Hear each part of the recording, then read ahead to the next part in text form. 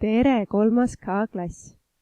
Palun ava oma õpik leheküljelt 47. Selle peatüki nimi on liikumine, uni ja puhtus. Tervisliku eluviisi tähtis osa on liikumine. Et keha oleks tugev, on vaja lihaseid treenida. Toidust saadav energia kulubki keha kasvamiseks, aga ka füüsiliseks ja vaimseks tööks. Liikudes kulutad ka toidust saadud üleliigse energia.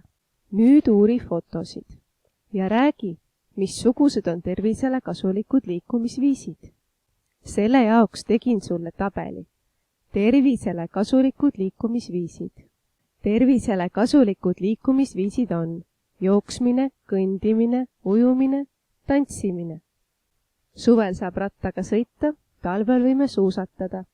Mulle meeldib kõige rohkem rattaga sõita ja ujuda. Nüüd palun ava lehekülg vocaro.com ja räägi mulle, missugused on tervisele kasulikud liikumisviisid. Võid kasutada minu tabelit ja hakkame salvestama. Luba mikrofon ja räägi. Tervisele kasulikud liikumisviisid on jooksmine, kõndimine, ujumine ja tantsimine. Suvel saab rattaga sõita ja talvel võime suusatada.